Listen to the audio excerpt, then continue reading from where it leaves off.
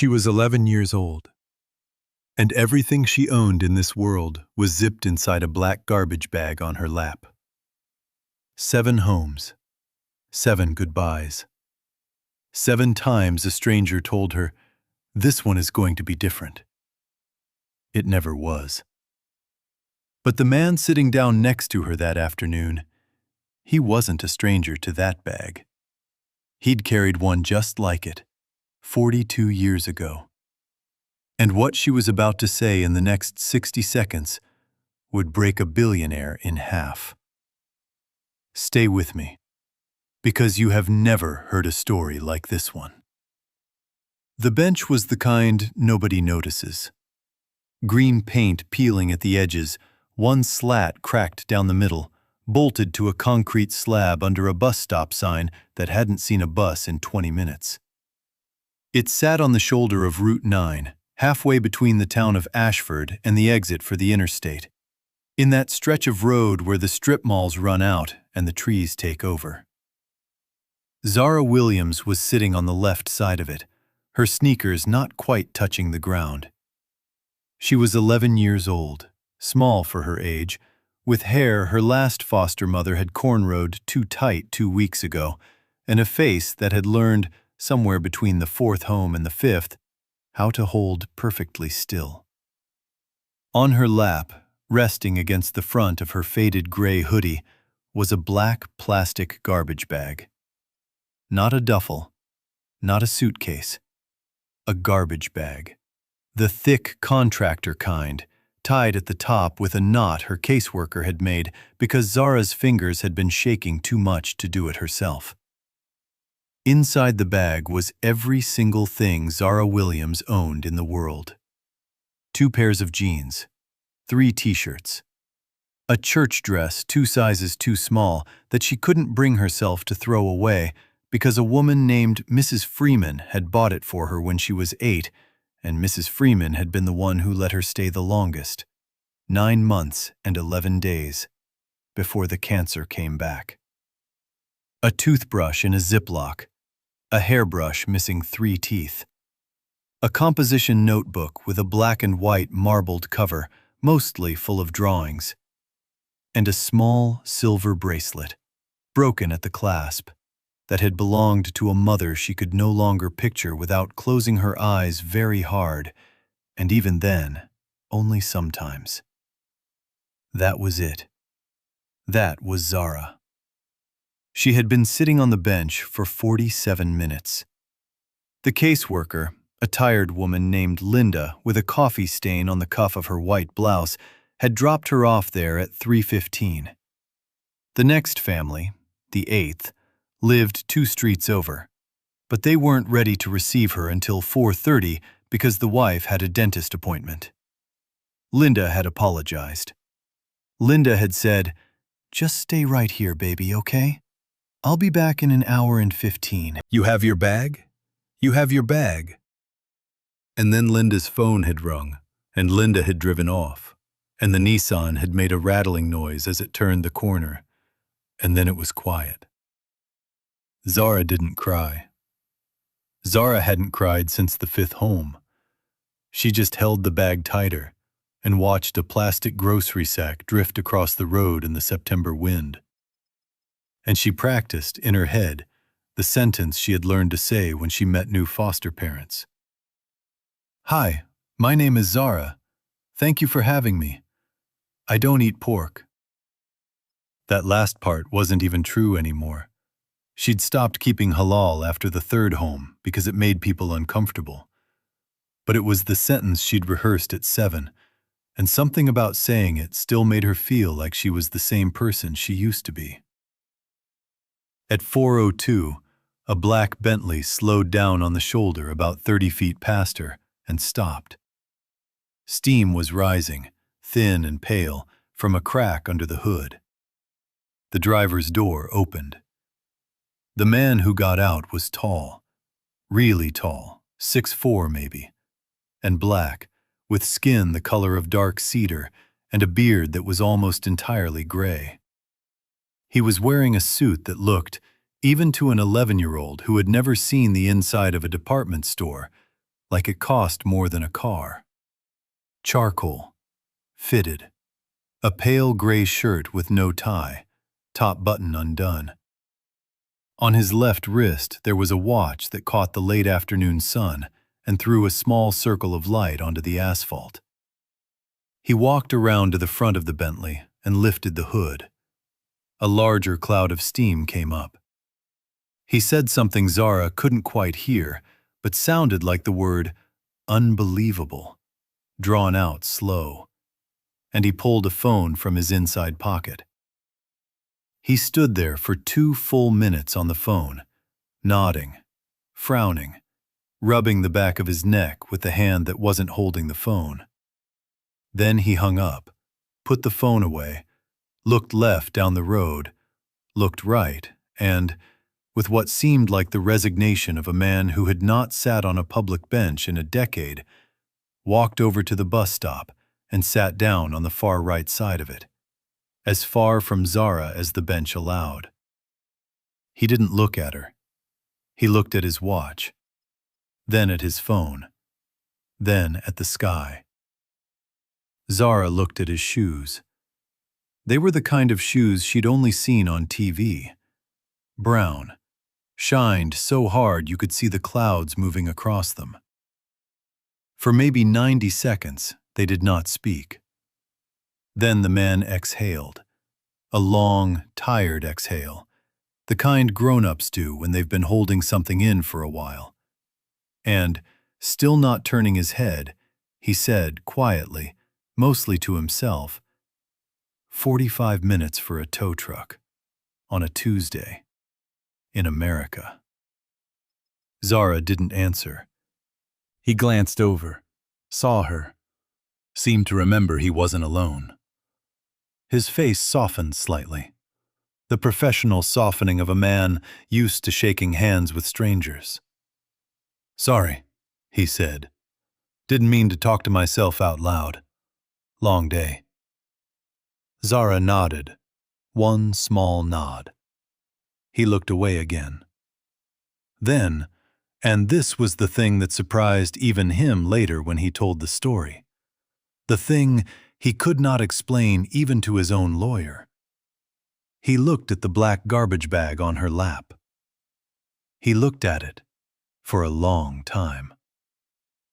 He looked at the way her arms wrapped around it, the way the plastic was worn shiny at the corners where fingers had gripped it too many times, the way the knot at the top was tied with the kind of double loop caseworkers use because they've done it 800 times.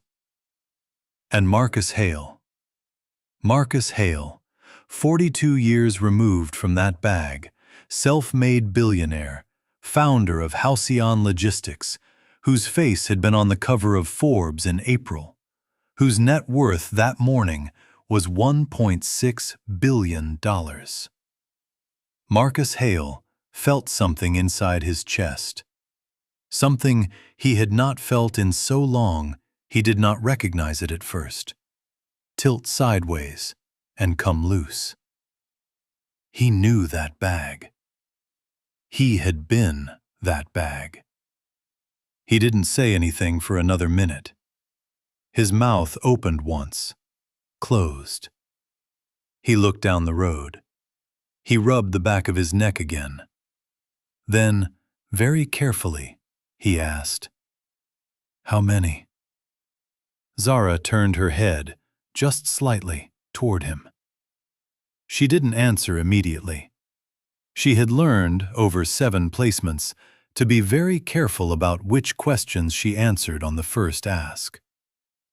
"How many what?" she said.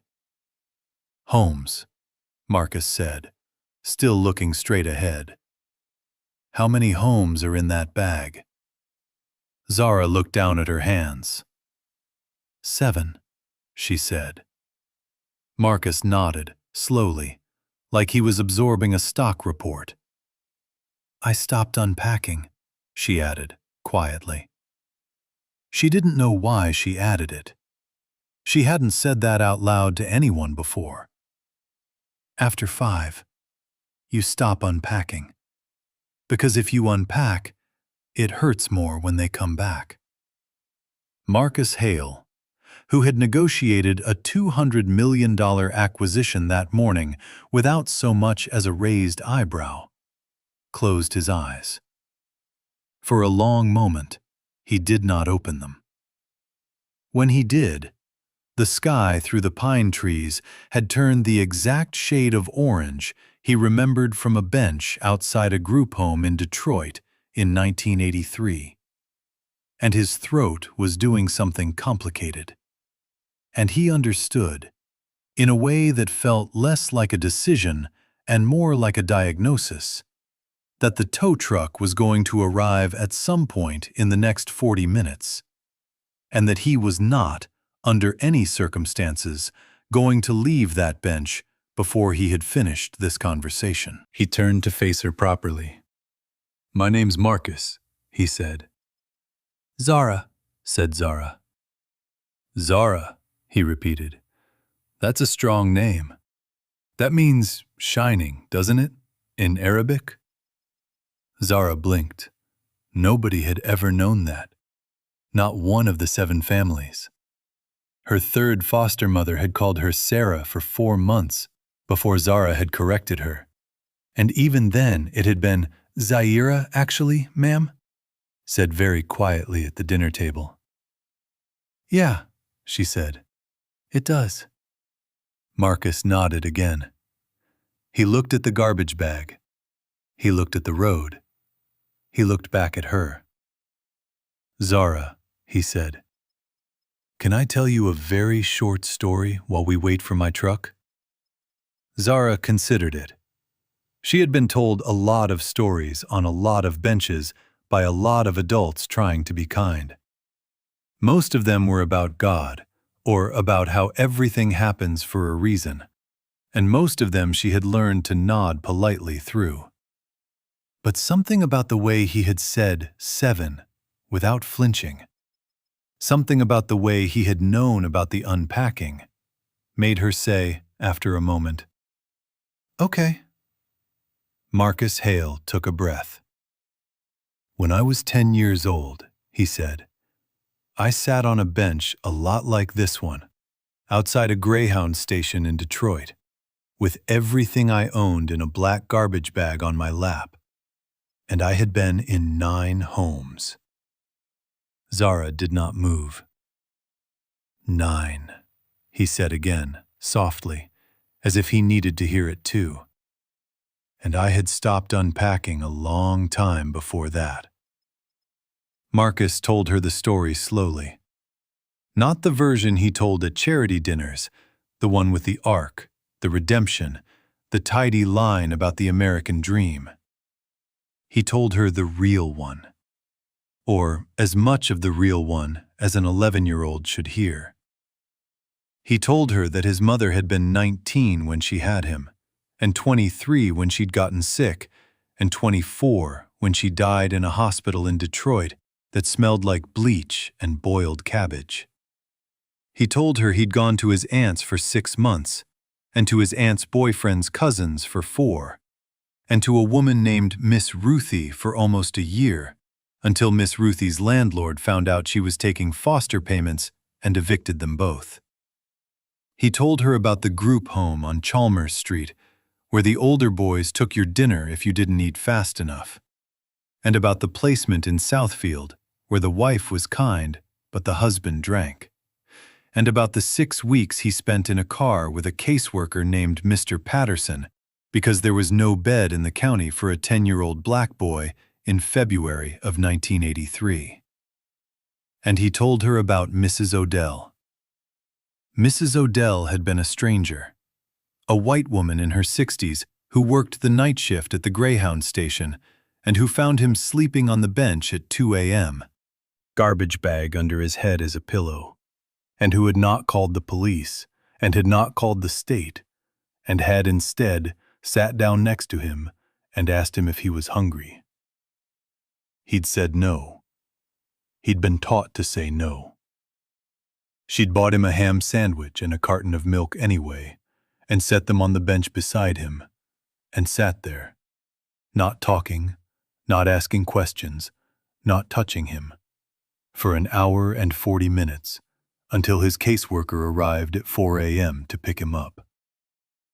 Before the caseworker got there, she had told him one thing, one sentence.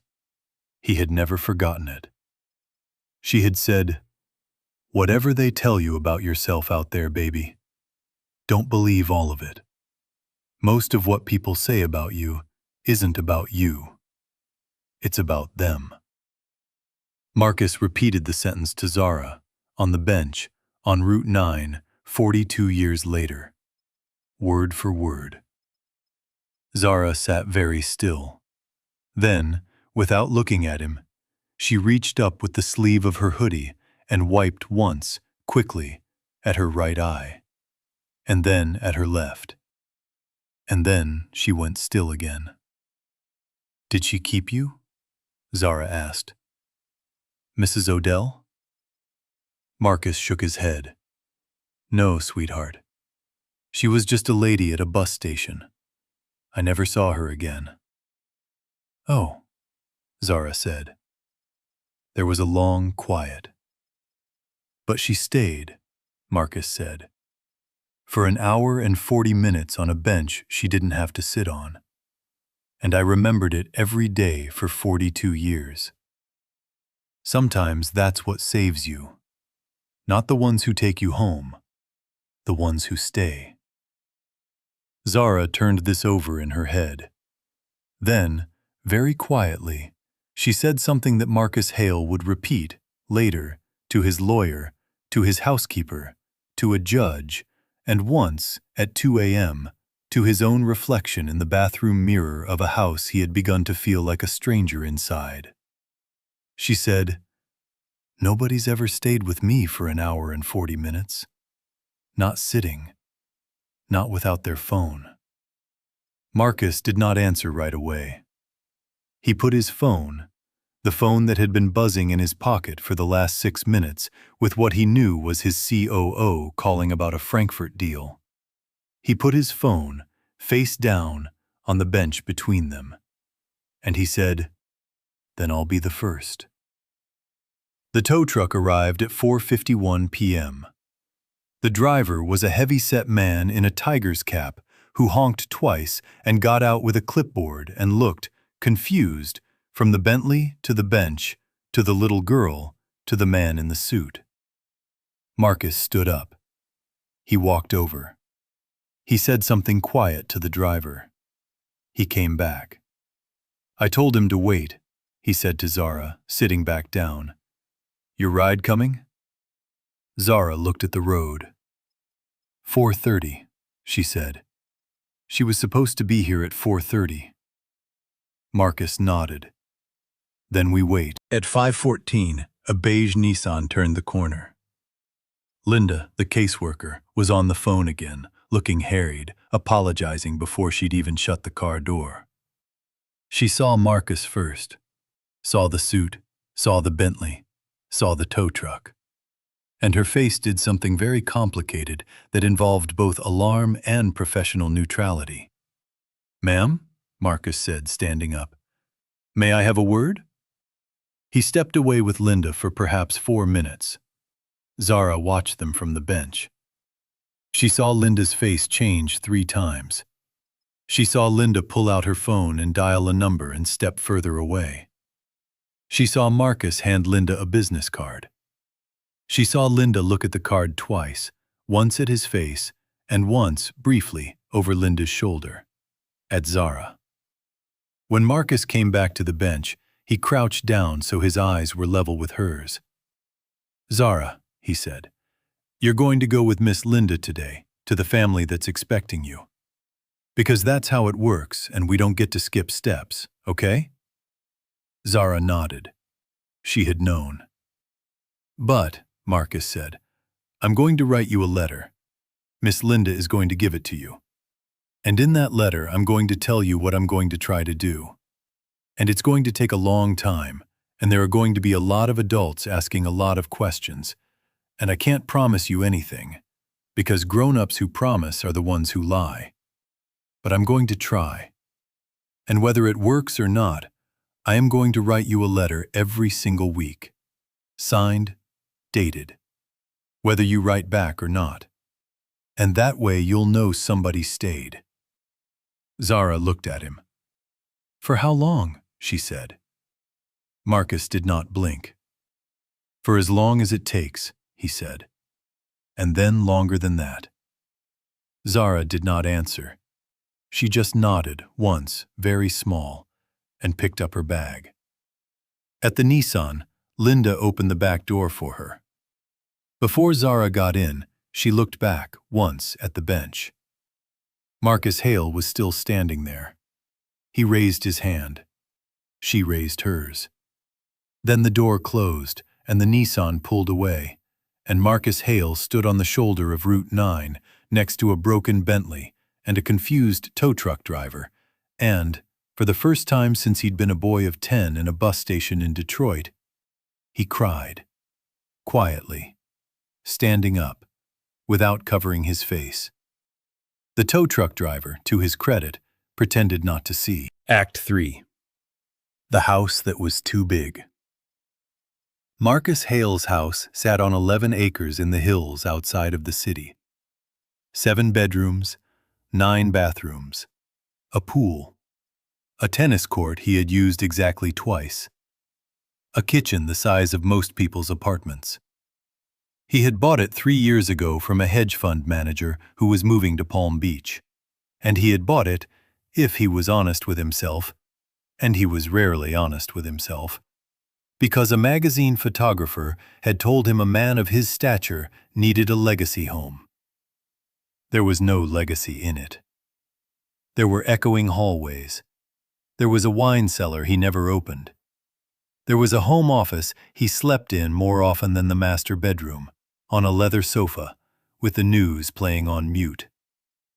His housekeeper was a Jamaican woman named Mrs. Patterson, no relation to the caseworker Mr. Patterson from 1983, and she found it funny when he told her the coincidence. She was 68, 5'2", and she had worked for him for 11 years.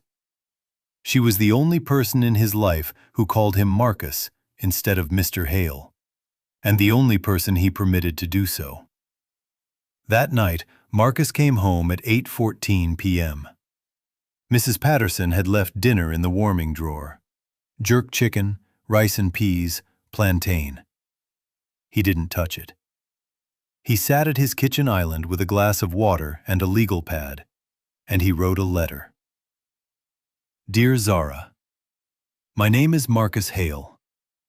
Today I sat on a bench with you for 1 hour and 22 minutes. I know because I checked my watch, twice. And I'm ashamed to say I checked it. Old habits. I want to tell you 3 things. The first thing is that you are not a garbage bag. I know that sounds obvious. It isn't. When you carry your life in one for long enough, part of you starts to believe that's what your life is worth. It isn't. Your life is worth a lot more than the bag. The second thing is that I am going to try to become somebody who can offer you a home. Not a family, because I don't know if I know how to be a family. But a home. A place. A room with a door you can close. Shoes you can leave in the hallway. A drawer you don't have to empty in 30 minutes. The third thing is that this will take a long time. There will be lawyers and social workers and background checks and interviews and inspections and probably a judge. I am going to do all of it. And whether it works, or whether the state decides I am not the right person, I am going to write you a letter every week until you are 18 years old and can tell me to stop. If you want to draw me a picture, my lawyer will forward it.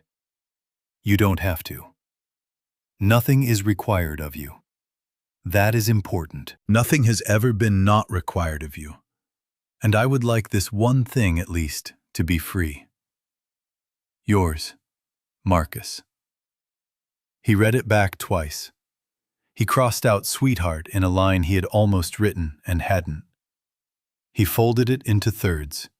He put it in an envelope. Then he sat there for a long time, looking around his kitchen, at the $200,000 of Italian marble and the professional-grade range he had used to boil water maybe 14 times, and he understood something that he had been avoiding understanding for about 6 years. The house wasn't empty because he hadn't filled it yet. The house was empty because he was. At 6 a.m. the next morning, Mrs. Patterson came in and found him still sitting at the island. Suit from yesterday, envelope in front of him, water glass empty. She poured him coffee without asking. "You didn't sleep," she said. It was not a question. "No, ma'am." She looked at the envelope. She looked at him. "You met somebody yesterday?" she said. Marcus almost laughed. Not because it was funny. "A little girl," he said, "at a bus stop. 11 years old, in her 7th foster home." Mrs. Patterson made a small sound. She had raised 4 children of her own, and her sister had raised 8 through the Jamaican informal fostering system, and she knew better than most what a bag on a bench looked like. "And?" she said. "And I want to foster her," Marcus said. He said it like it was a business proposal. Foster to adopt if it comes to it. "I've never had children. I live alone. I work 60 hours a week. I am, by every reasonable measure, a terrible candidate." Mrs. Patterson listened. Then she said, "Marcus." He looked up. "You were also a child once," she said, "in a garbage bag, on a bench, waiting for a stranger to do something. Weren't you?" Marcus did not answer. His jaw moved once. "Then don't tell me you're a terrible candidate," said Mrs. Patterson. "Tell me you're a scared one. That's a different problem, and that problem I can help you with." She poured him more coffee. "Now eat something," she said, "and call your lawyer." He did. Act 4. The System. David Chen had been Marcus Hale's personal attorney for 14 years. He handled Marcus's mergers, his estate planning, his prenups. There had been 2, both dissolved before signature.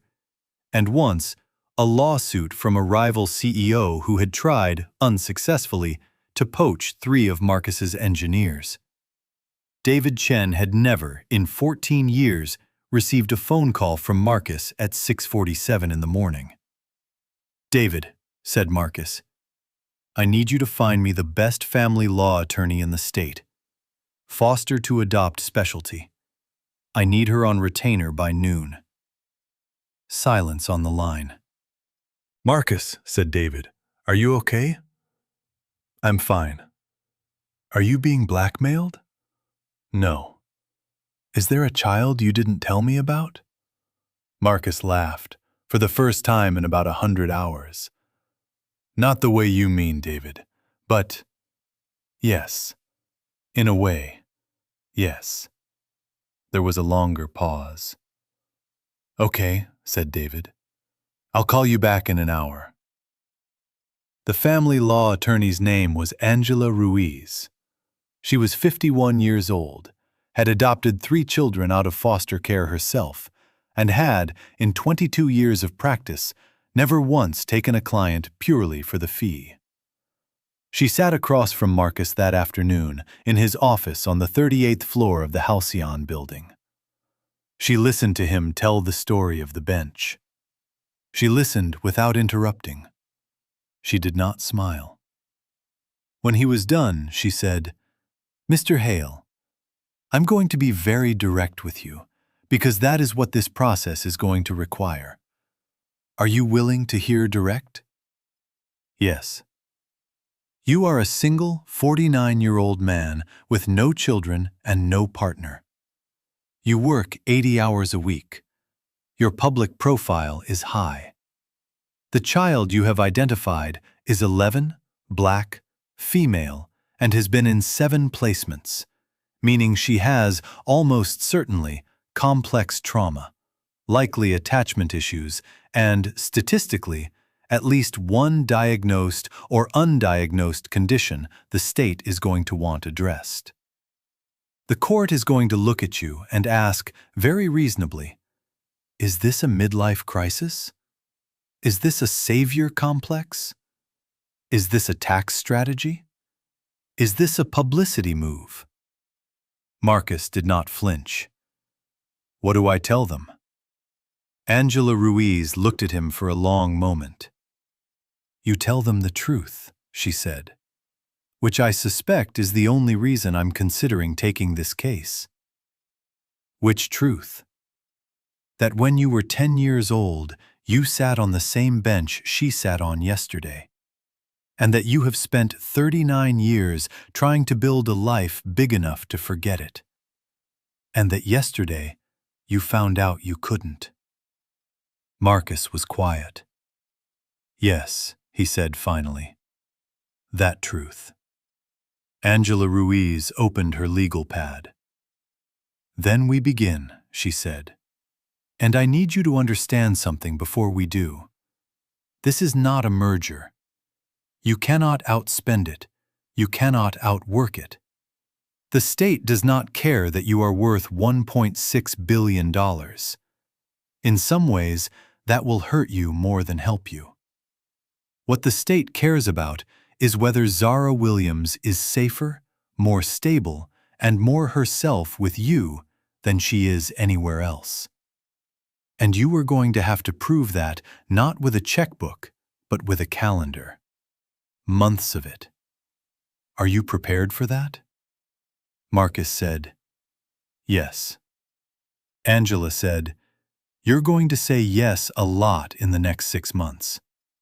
Some of those yeses are going to cost you deals.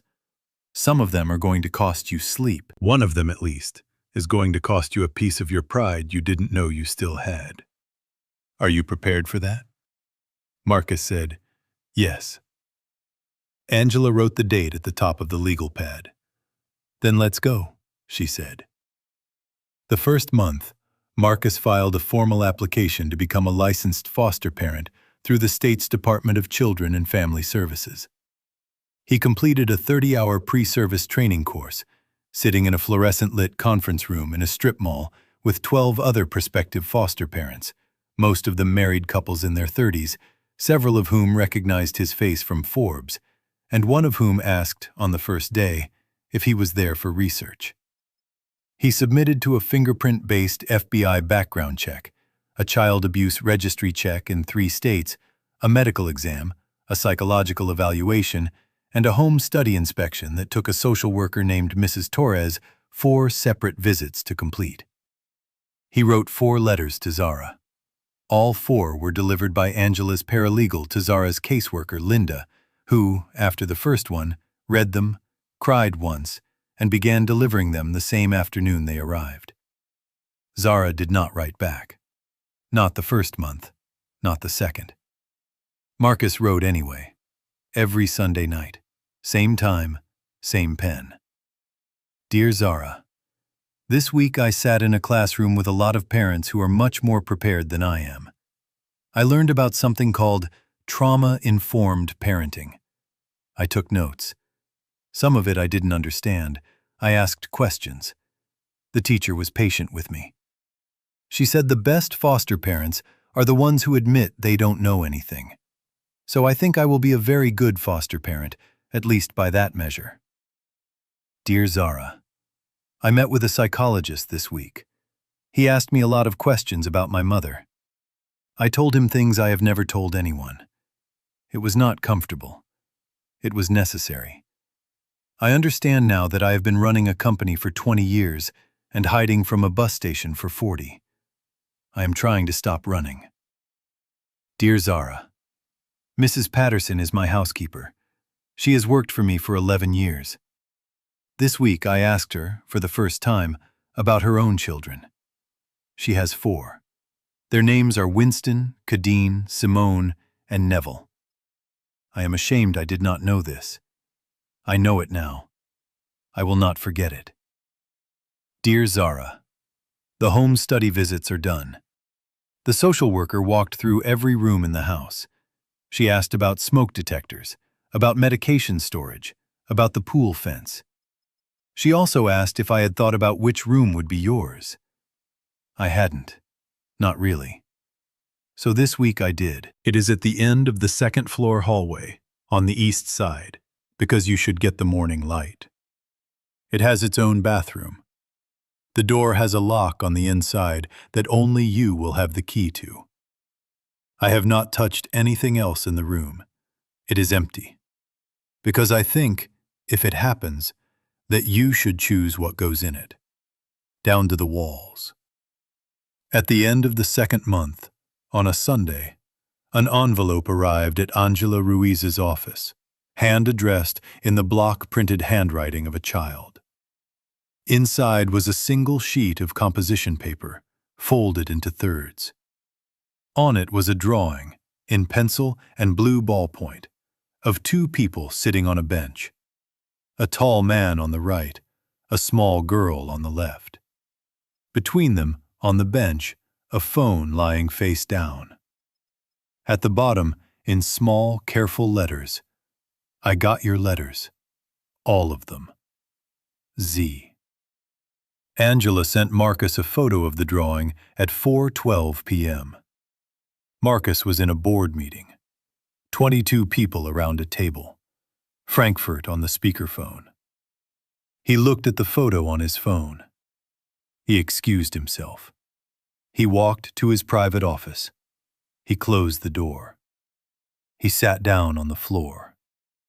And for the second time in 2 months, Marcus Hale cried. Act 5. The Visits. Supervised visits began in month 3. The first one was at the DCFS office downtown, in a small room with beige carpet, a low plastic table, and 2 of those chairs designed to look welcoming and manage instead to look institutional. The social worker, Mrs. Torres, sat in the corner with a clipboard. Zara sat on one side of the table. Marcus sat on the other. She was smaller than he remembered. Or maybe he had grown, in his head, since the bench. She was wearing a purple hoodie that fit her this time, and jeans and sneakers that squeaked when she walked in. Her hair was in twists.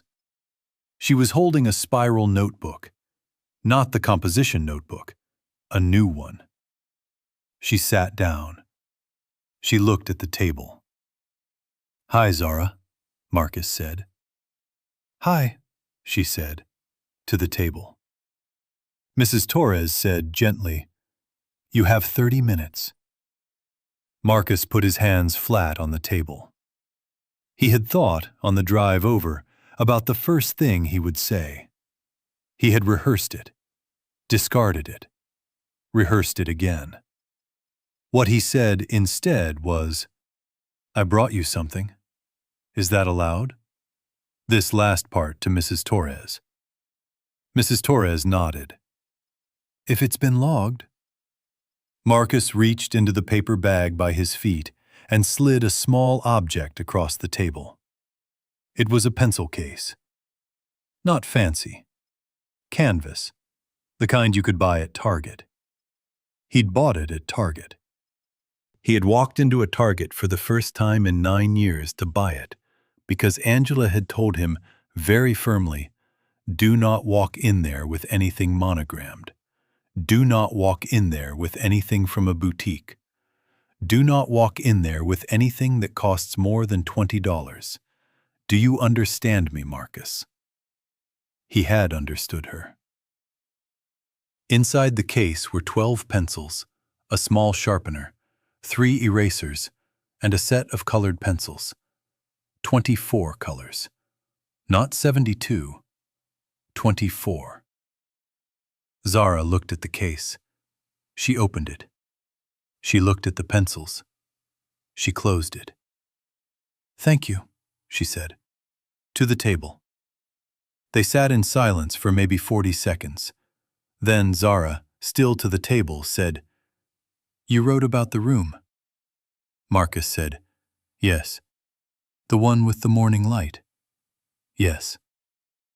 Zara turned a page in her notebook. She had written something down. She was not looking at him.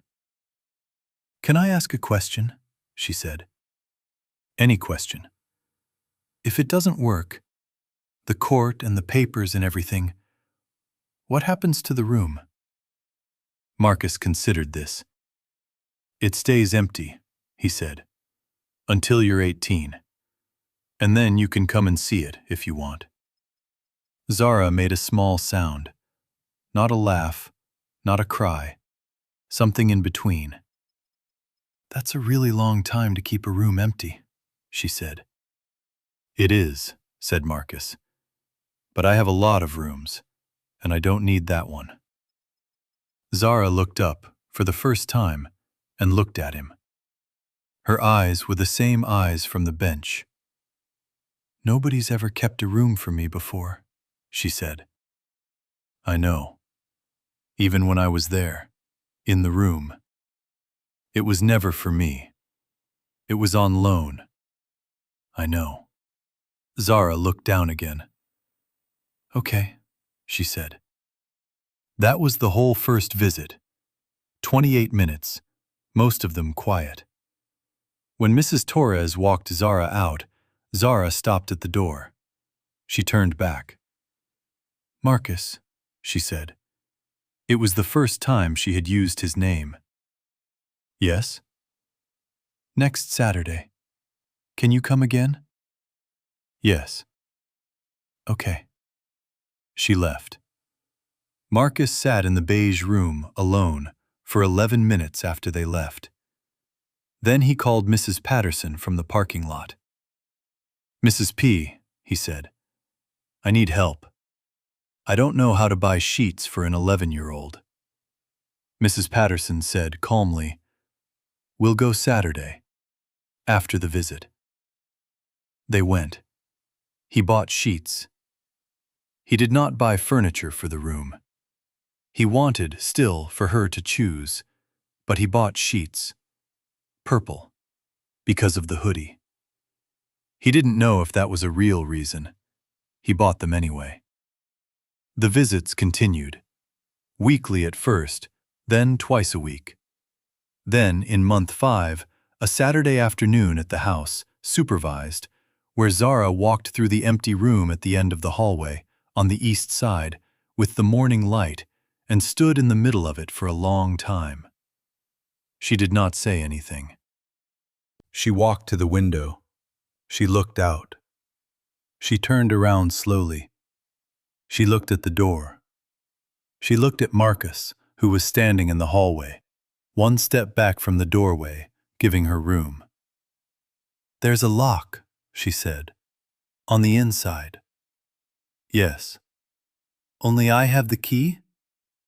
"When you move in, if you move in, yes. Only you."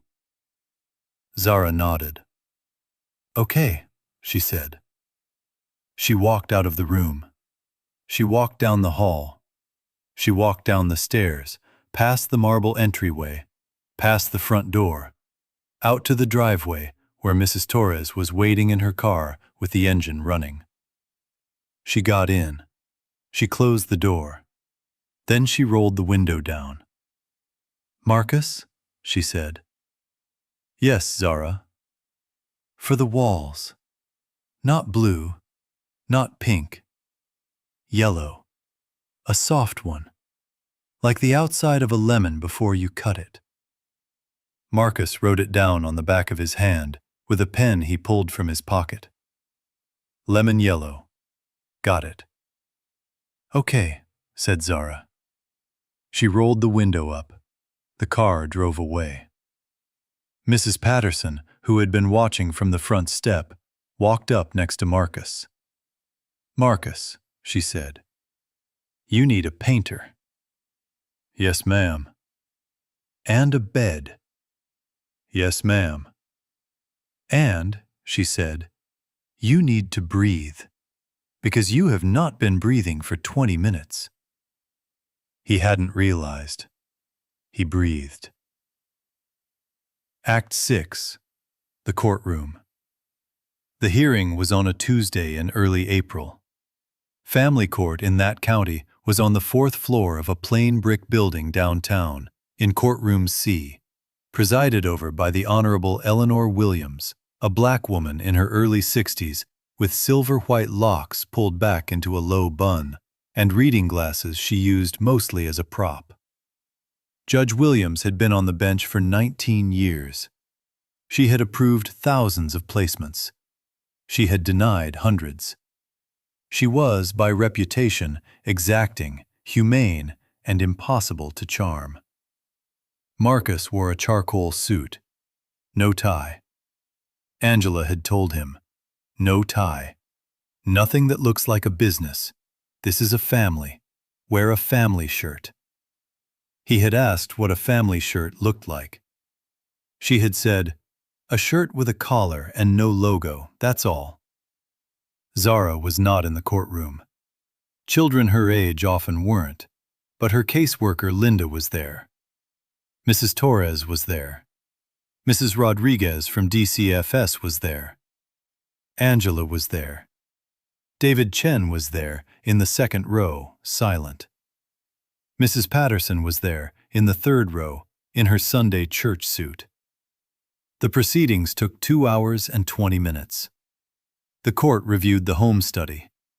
The court reviewed the psychological evaluation. The court reviewed the letters, all 31 of them entered into evidence by Angela at Marcus's request. The court reviewed the drawings Zara had sent back over 5 months. 9 of them, each one dated in the corner. Then Judge Williams looked up. Mr. Hale, she said. Your Honor. You have a lot of resources. Yes, Your Honor. You have used almost none of them in this filing. Why? Angela stiffened half a second. Marcus put his hand briefly on hers and stood. Your Honor, he said, I have used my resources to hire the best attorney I could find and to make sure the paperwork was correct. Beyond that, I have tried not to use them, because I have watched people my whole adult life try to solve human problems with money, and I have not once seen it work. What Zara Williams needs from me is not a fund. It's a person. I did not want the court to confuse the two. Judge Williams looked at him over her reading glasses. Mr. Hale, she said, tell me about the bench. Marcus took one breath, and then he told her. He told her about being 10, about Detroit, about Mrs. Odell and the ham sandwich and the hour and 40 minutes, about the garbage bag under his head as a pillow, about the caseworker, Mr. Patterson, and the 6 weeks in the car, about the group home on Chalmers Street, about the way he had built Halcyon Logistics out of a single leased truck in 1997, because trucks, at least, went somewhere on purpose, and because a company was a thing you could not be moved out of at 30 minutes' notice. He told her he had spent 42 years building a life large enough to make sure he never had to sit on that bench again. And he told her that on the afternoon of September 16th, he had sat on that bench again anyway, next to an 11-year-old girl with a garbage bag on her lap. And he had understood, for the first time in his adult life, that the whole point of what he had built was so that when the moment came, if it came, he would have something to offer. Your Honor, he said, I did not come here to save Zara Williams. Zara Williams doesn't need saving. She needs staying. She needs one adult in her life who does not leave. I am not asking the court to believe that I will be perfect. I am asking the court to let me be present. That's the offer. That's the whole offer. He sat down. Judge Eleanor Williams took off her reading glasses. She looked at the file in front of her. She looked at the paralegal. She looked at Mrs. Torres. She looked at Marcus. She looked at the wall for a long moment. Then she said, "Mr. Hale, in 19 years on this bench, I have heard every version of the speech you just gave. Most of them are rehearsed. Some of them are true. Yours is one of the second kind."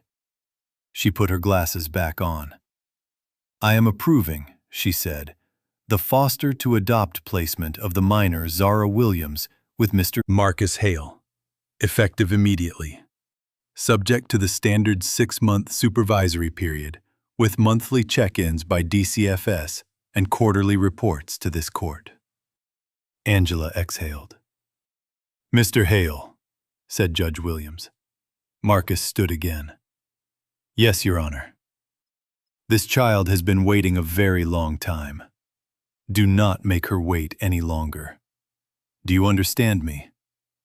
"Yes, Your Honor." "Then go and get her. And Mr. Hale, one more thing." "Yes, Your Honor."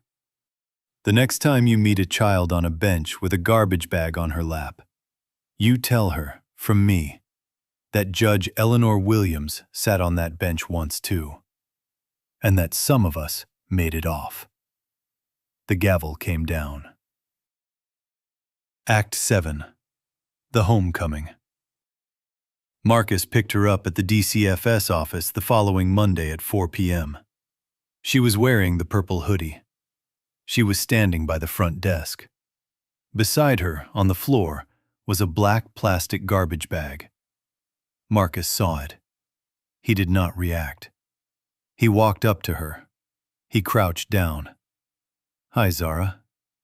"Hi." He looked at the bag. He looked back at her. "You don't have to bring it," he said, "if you don't want to. We can leave it here, or we can bring it. That's your call, not mine." Zara considered. "I'll bring it," she said. "For now." "Okay." She picked it up. He did not offer to carry it. She had asked for that specifically in a letter 3 weeks earlier. They walked out to the car. Not the Bentley. He had traded it in the month before for a plain black SUV with a good back seat.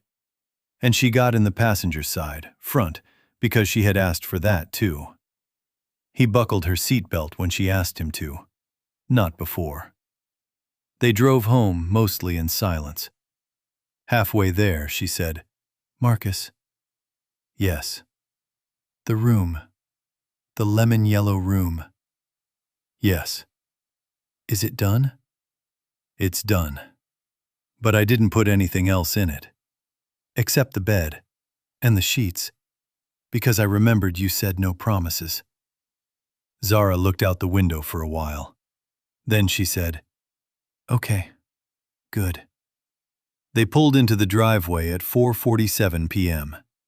Mrs. Patterson was standing on the front step in her Sunday suit, even though it was a Monday. Zara got out of the car. She held the garbage bag against her chest with both arms. She walked up the steps.